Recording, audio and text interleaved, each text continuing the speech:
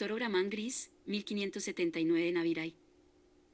Este toro pertenece a la raza Brahman gris. La fecha de nacimiento fue el 23 de octubre del año 2019. Su criador es Agropecuaria Naviray Ltda.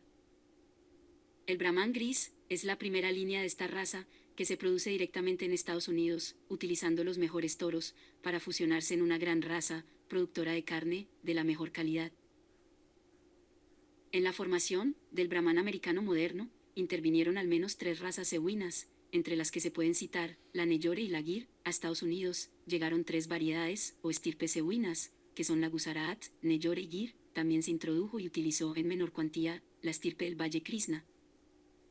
El padre de este toro es Calton, BRBR 432, la madre es 1181 de Naviray, CCCP 1181.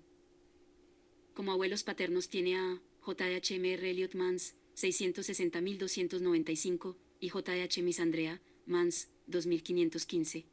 Como abuelos maternos a 136, BRBR 136, y 634 a S. Marta, CCCL 634. Si quieres adquirir la genética de este toro, en la descripción del video te dejaremos los datos de contacto del distribuidor.